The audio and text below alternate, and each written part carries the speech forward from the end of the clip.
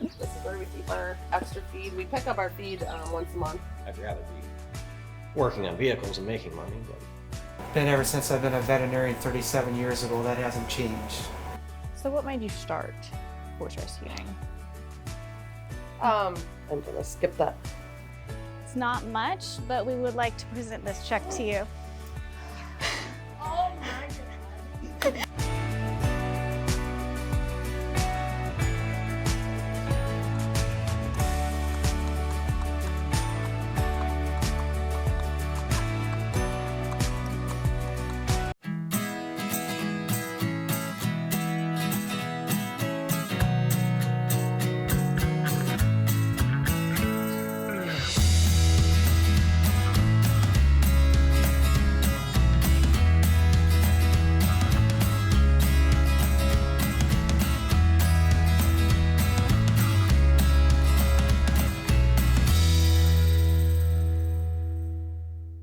We are going to Ponytail's Refuge and Rehab. They applied for a $10,000 Full Circle of Life grant in mentoring, and they're in the top 2. And we are going in to decide if we do like their organization. We get to go see their faculty today, and we get to go meet the volunteers. I think it'll be a lot of fun. Yeah, we've worked with them several times before. They've always seemed like a great organization. And we'll see what happens today. It'll be great meeting their volunteers and checking out their facility. I'm excited to meet the horses. Yeah, meet the horses. Yep, absolutely. If they win, they're wanting to use the grant to build a barn, isn't it? They've already raised $5,000, and they're saying if they win the $10,000 grant, that it'll really help them build a barn.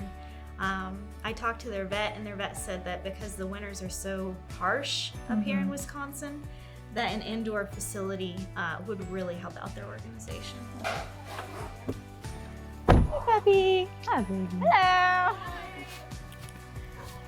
So good. Good to see you again. You too. This is Peyton. Oh, hi. hi, Nice to meet Cindi. you. And I have pretty bad allergies right oh, now. I'm sorry. Yeah. Me too. I was excited to be at Ponytail's. I'd never seen their facility before.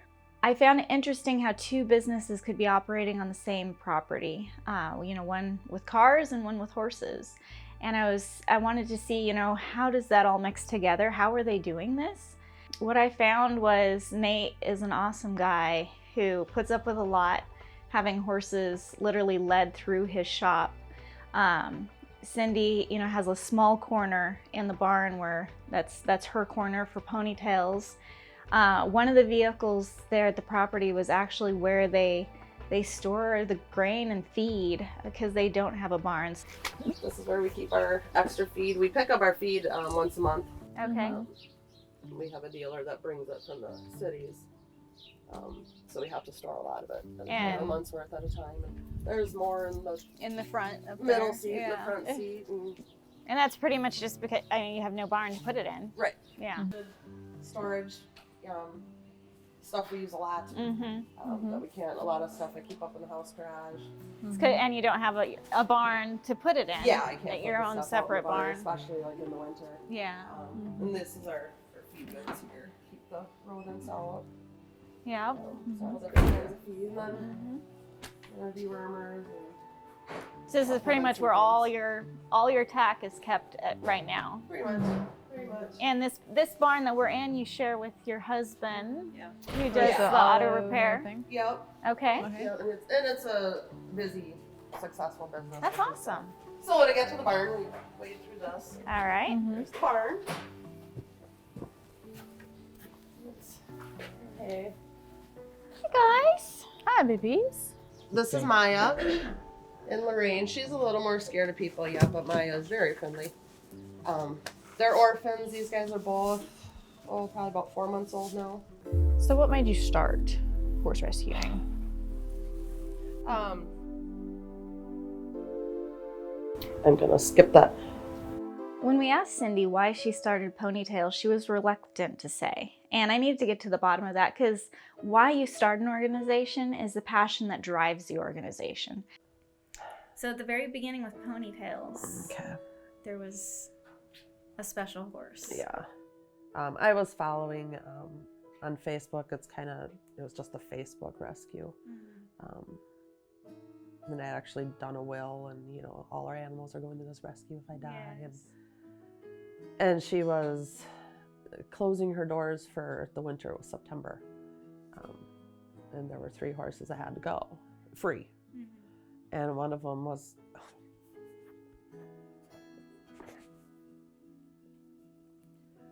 a one-eyed Arabian, a little 2-year-old. And I was just like, who's going to take a 2-year-old one-eyed Arabian, And I love Arabians, or possibly my... They're beautiful. Yeah, and so I called her up, and she's what are your intentions? I mean, she's very careful about where they were going, but she let me come and get them. And the funny part of the story that ends up not being funny, but this was on a Friday. The next night, some friends of ours got married, and we were at the reception, and I was dancing, and I dislocated my kneecap. My left kneecap that night. Ended up in the emergency room and ended up in a big leg immobilizer and crutches, and I was supposed to go pick him up the next morning at 8 o'clock. And we still went. We still went and got him. And that's Kirby. That's his picture. Can I bring his picture over? Yeah. And a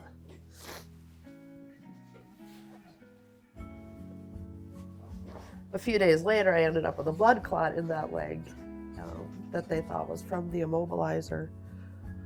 And it turned out it was because of cancer. So then I spent like the next over a year treating, and I didn't really get to spend much time with him at all. And I just kept thinking about him. How I was supposed to be helping him, and I couldn't, and I was failing him, letting him down. And but I got better.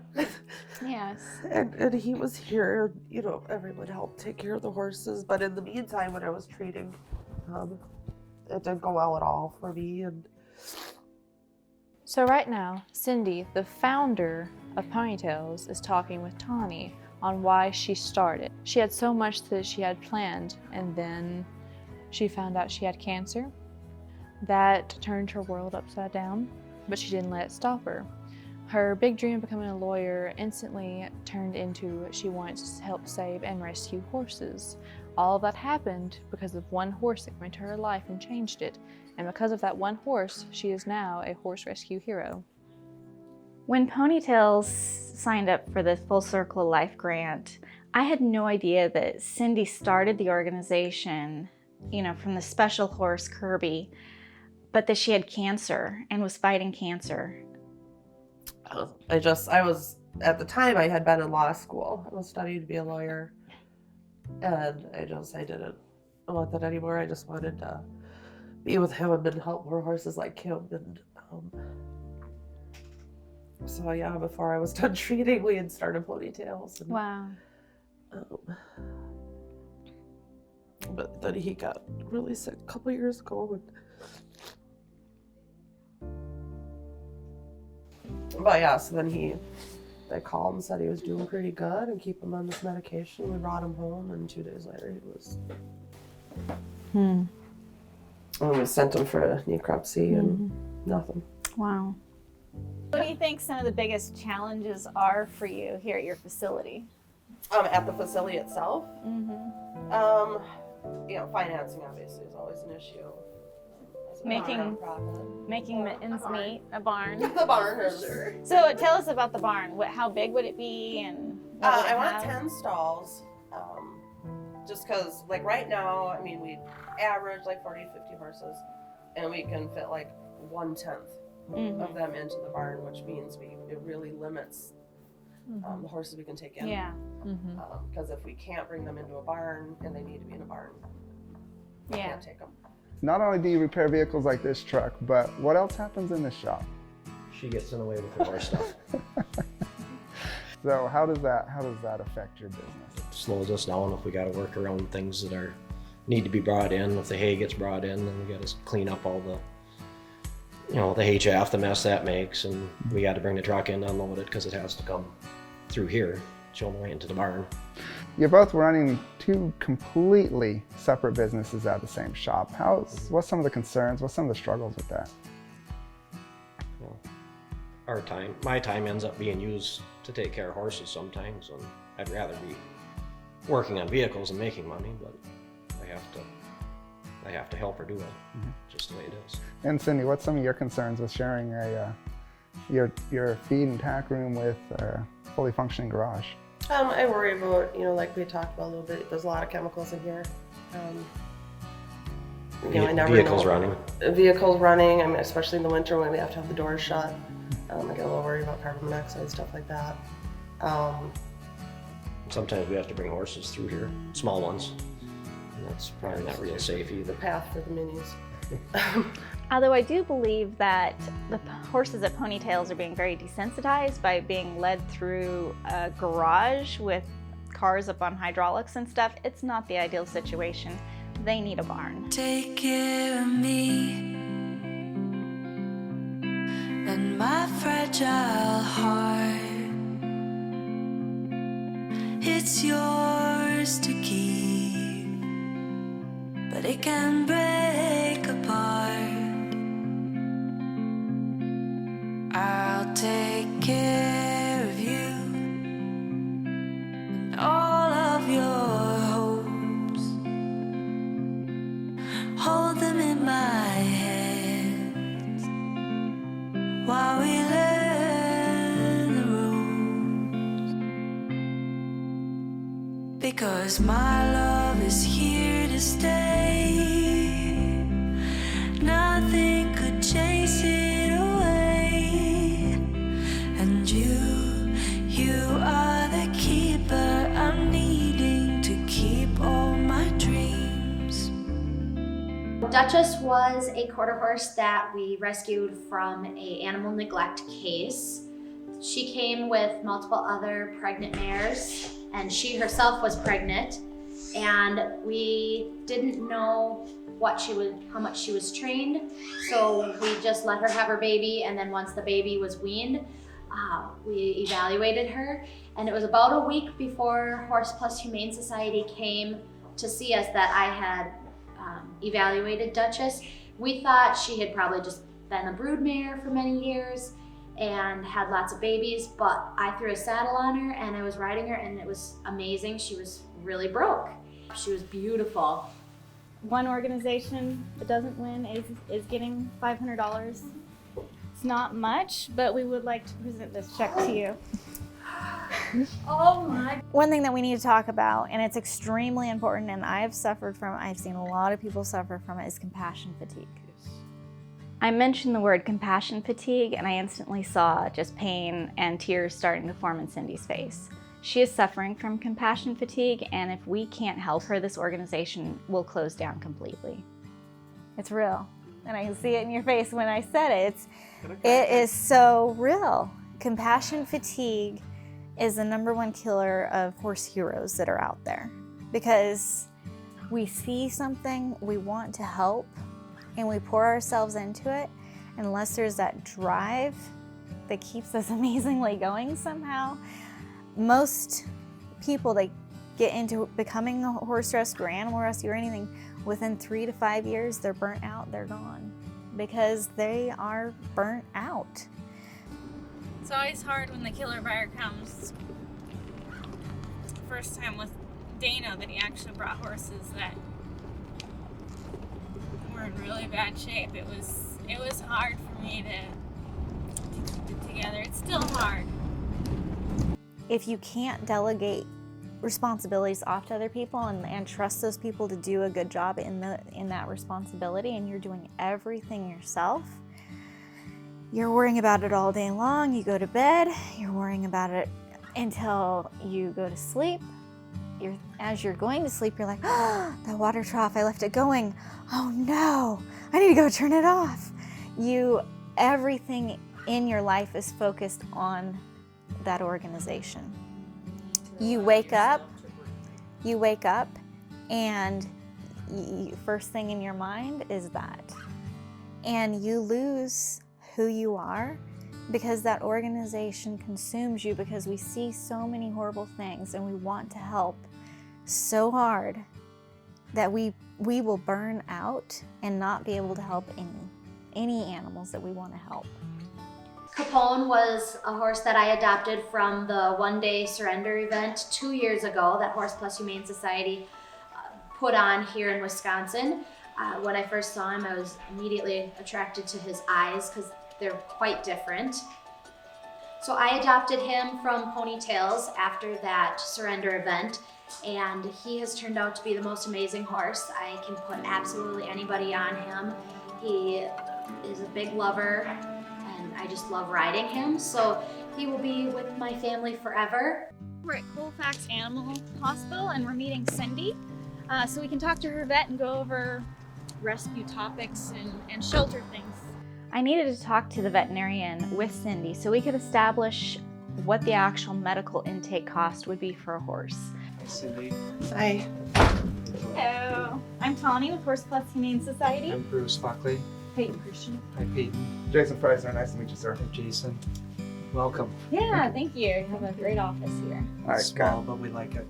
Yeah, the question of buying a daughter, a pony, or a horse, and then 2 years later they give up on it, that's been ever since I've been a veterinarian 37 years ago. That hasn't changed. You were telling me that you don't charge her an arm and a leg for your services. Well, yeah, what we do is we charge 10% above the cost of the medicines and vaccines and lab work, and then volunteer the time. Hello. Hi. So we need to go over some cost on what things cost for the vet procedures to do for Cindi, so we can help make a budget for her. Okay. For the rescue, we donate our time, so we don't charge them a trip charge. That's amazing. You're yeah. so lucky. Yeah. And so then any professional fees like the treatments and that sort of thing, that we do those as our donation too. So we're really just charging for like any lab tests that we're doing, any materials that we're using and that sort of thing. If he's doing like a gelding, same thing, he donates the professional fee for the gelding. So it's just your medications, your anesthesias, so $4 or $5 really for the anesthesias itself. And we usually also vaccinate those for the 4-way for sure, just to get the tetanus in. Yeah. Yep, and then West Nile too, because that's usually what Cindi is doing. Penicillin, then usually a dose of that associated with the surgery. So there you're looking at probably around $40 or so. Good guideline. These prices are amazing. I'm envious. Yeah. Yeah, Dr. Buckley is very generous. So on our website, we put up the Full Circle of Life grant. What made you decide to apply for that? We love the idea of the open door shelters. Obviously, we participated in that a couple of years when I was here in Wisconsin. And just the whole concept of what Horse Plus does, just questions asked, surrender. I think it really helps a lot of horses who just need, a peaceful end, and a lot of owners who can't do it themselves, won't do it themselves. With this program, we're wanting to mentor and help an organization learn, how can they do it on their own? Because, I was 19 when I started Horse Plus, and we've been doing it, and it's totally feasible. It's just learning the tools to make it work. So, are there any concerns with the Full Circle Life philosophy, kind of going into it? Because if you did win this grant, you'd be piloting a Full Circle of Life for 6 months, and then deciding, is this a philosophy that you want to continue down the road? I guess the only concern we really have is, what kind of volume are we looking at? One thing that's a big concern with all rescues we talk to and what we hear is they can't become an open admission shelter because they're going to get swamped with horses. And, if an organization is managed properly, you can be an open admission shelter, not turning horses away. So after looking around and talking to everyone, we're 100% almost confident that we were going to give the grant to Ponytails, but we can definitely see the need is huge, and we're going to award them the check.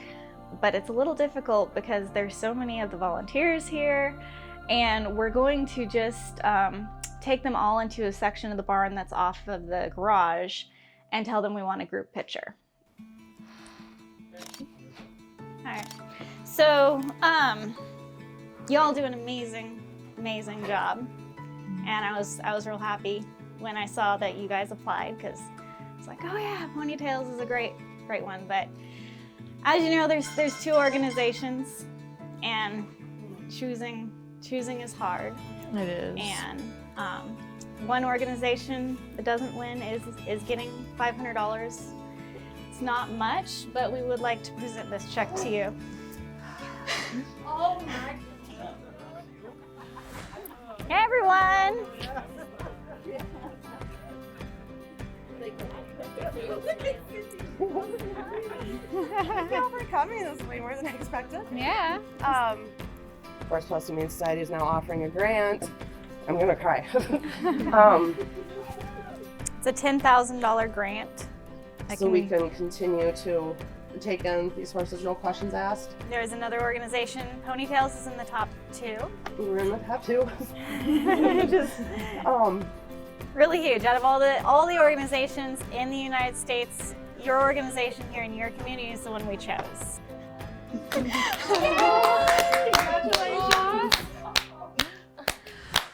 Oh my God! You are definitely the winners. Your organization here in your community is the one we chose to come up and look. So come on out.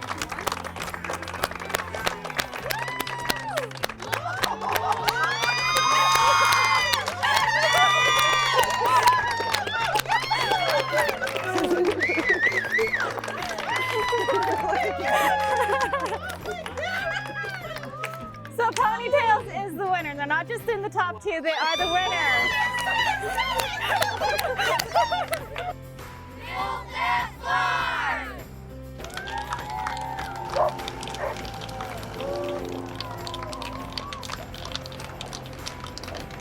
Ponytails is a great organization. I just hope through the next 6 months of mentoring that they will take the tools that we're giving them and apply them. I think a lot of the struggle that's going to happen is that Cindi can learn to delegate, because if she can't, the organization's not going to survive.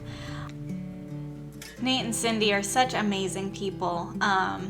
You know, for Nate to be having a horse rescue operate in his mechanic shop is, you know, it shows what type of guy he is.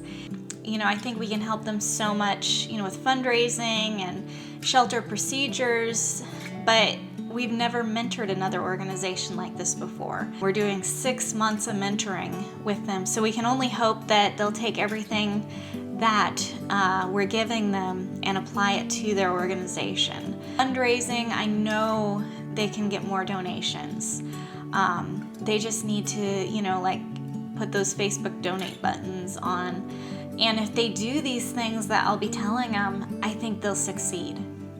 The other option is, you know, Cindi, I think she has compassion fatigue. I mentioned the word and there's tears welling up in her eyes. It could be that it's too late for this organization. So many founders burn out within 3 to 4 years. I just hope we've reached Ponytails in time and we can help them through mentoring, because without the founder, they're not going to have an organization. And there's so many organizations, horse rescues across the United States. They get started, they're excited, and they try and they work super hard, harder than they've ever worked before in their life. And then there's just no funding.